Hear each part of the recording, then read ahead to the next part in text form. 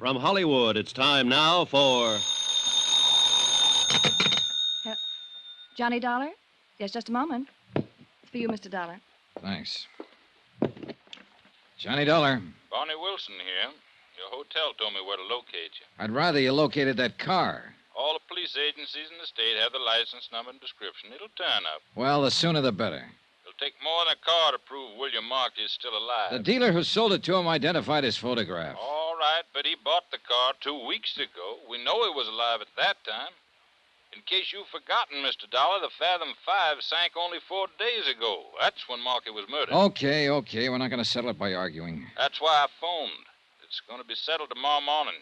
You've petitioned for a hearing? 10 o'clock in Judge Campbell's chambers. You're making a mistake. See you in court, Mr. Dollar.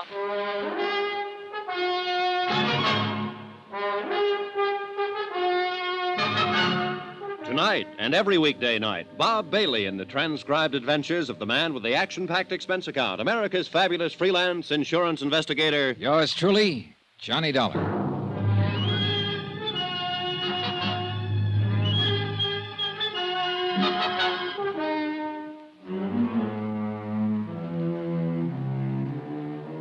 From Special Investigator Johnny Dollar, location Miami Beach, to the Home Office, Delta Liability, Hartford, Connecticut.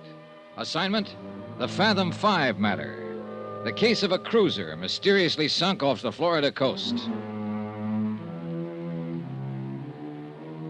I phoned the insurance company's legal counsel and told him that Wilson had petitioned a hearing to have William Markey declared legally dead. Then I rejoined Mrs. Markey in the study.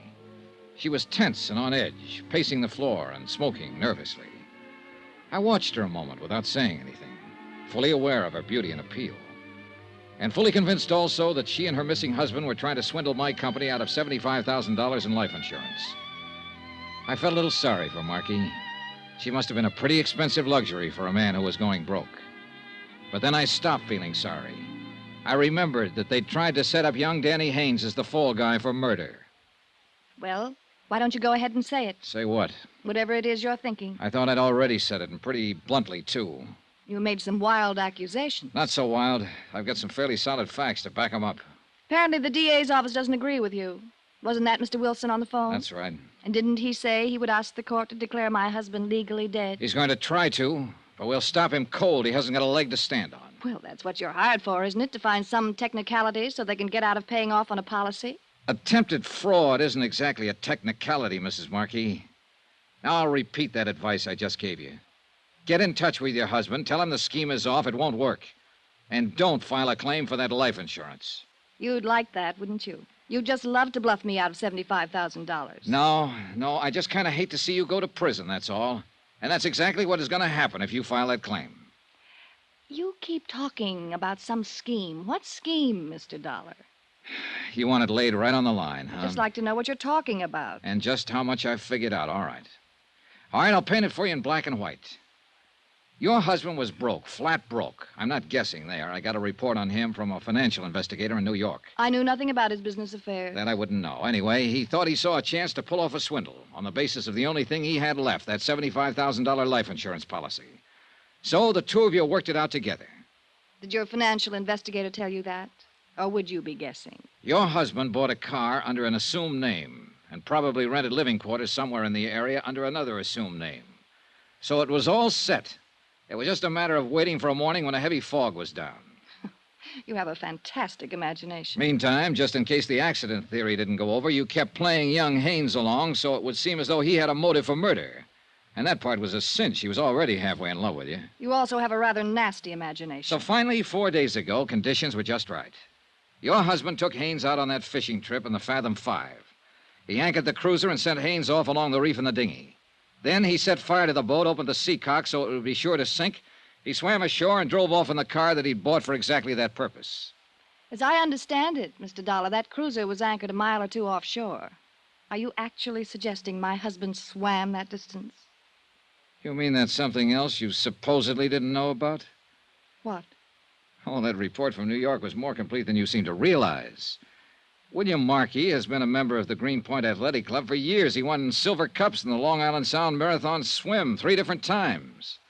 I knew he belonged to the club, of course, but I assumed it was more social. Of course he could swim that far. That particular talent was probably what gave him the idea for the whole thing. There's no proof, you know. Not one bit of real proof. There will be, if you try to collect that insurance.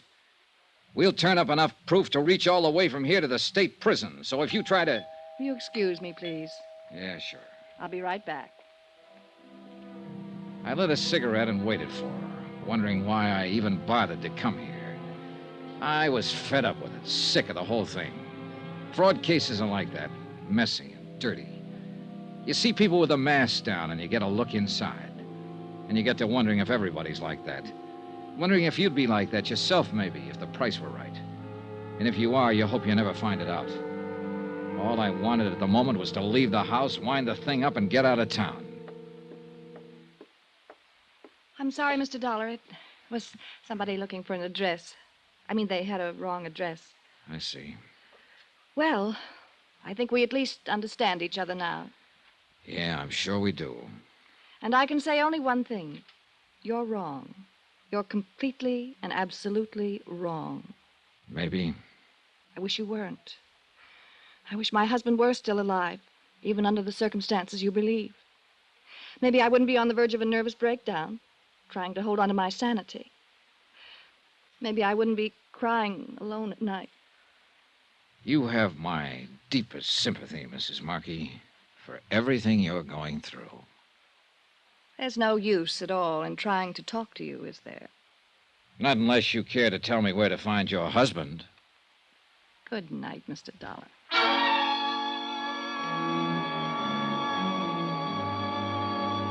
I left the house and turned down the dark road toward the Pompano Beach Hotel. I'd planned to pick up a taxi there, but after that unknown visitor came to Mrs. Markey's door, I'd made a slight change in the plans. Whoever it was hadn't been a stranger, that I was sure of. She'd been too nervous when she came back into the room. It was someone she hadn't wanted me to know about, and I was pretty certain I could guess who.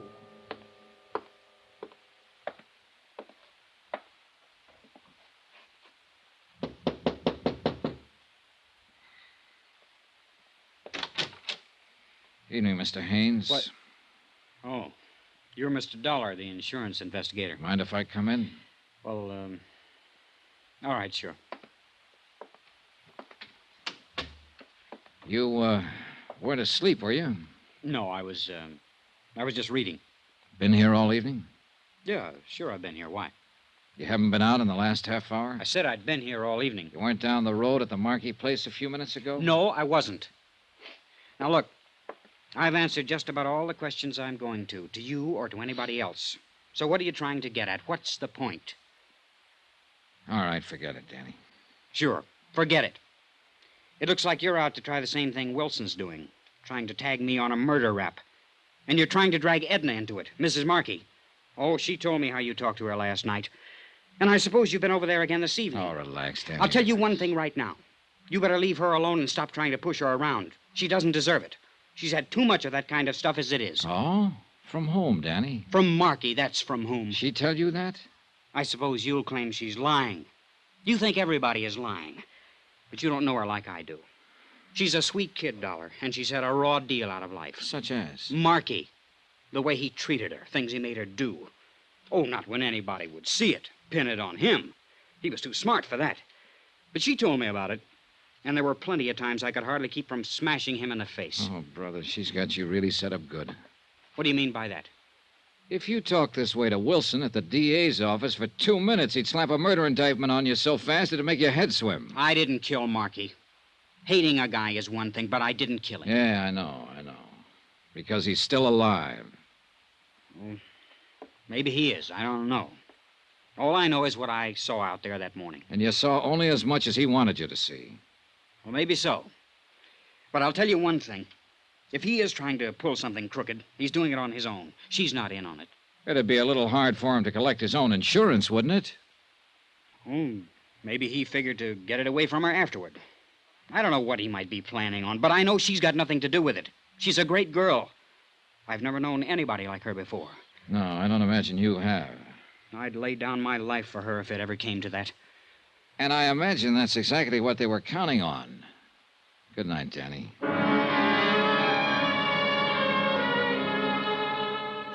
Expense account item 16, $1.90. Taxi fare the following morning from my hotel to the courthouse. I got there at 9:30 and went over the case with Jim Davis, local counsel for the insurance company. And at 10 o'clock, the hearing on Wilson's petition was opened in chamber session, Judge A.G. Campbell presiding. Judge Campbell kept the proceedings informal, and the whole thing moved pretty fast. Both sides presented briefs, and additional evidence was introduced through verbal interrogation. No witnesses were called. By 10:30, the cases for both sides had been completed.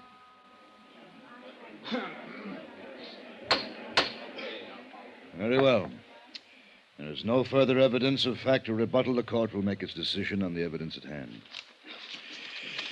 Now, in cases of this nature, where it is requested that the fact of death be established by legal declaration, it has been generally held that the substantiating evidence for said request must be essentially unchallengeable. The precedents in law are too numerous to bother citing. Now, in the case we are considering here, it seems to the court that the substantiating evidence is far from unchallengeable. In point of fact, it would seem that the bulk of the evidence indicates that William Markey may indeed be still alive. Now, the court would be powerless to act even in the face of a reasonable doubt. And the contrary evidence here is a good deal stronger than a reasonable doubt. Therefore, in the matter of the request made herein that William Markey be declared legally dead, it is the court's decision that the petition not be granted. If new evidence becomes available at some future time, the petition may be resubmitted. The court is adjourned.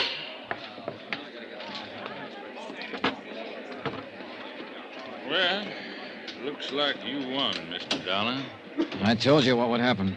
I sure do hate to see that kid get away with murder. Oh, forget it. Markey is walking around somewhere just as alive as you or I. Well, we've all got a right to our opinions, Mr. Dollar. I say he's floating around out there in the Atlantic somewhere. That's what he meant for us to think. Maybe so, but Pardon me, Mr. Wilson. A message was phoned in for you, but they wouldn't let me in the courtroom. Oh, thank you, old man. Will you excuse me, Mr. Dollar? Sure. Go ahead and read it. The minute I step out of that office, somebody's bound to start calling. Well. What's the matter? Mr. Dollar, the Coast Patrol hauled a man's body out of the surf about an hour ago. Been drowned. So? They got a quick check on his prints. It's William Markey.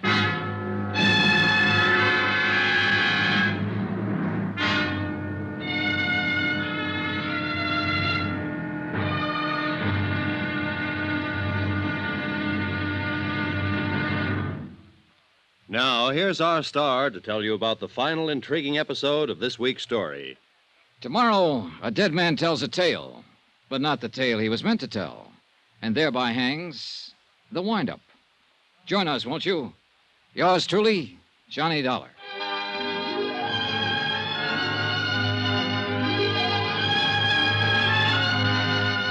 Yours truly, Johnny Dollar, starring Bob Bailey, is transcribed in Hollywood. Written by Les Crutchfield, it is produced and directed by Jack Johnstone. Be sure to join us tomorrow night, same time and station, for the next exciting episode of Yours truly, Johnny Dollar. Roy Rowan speaking.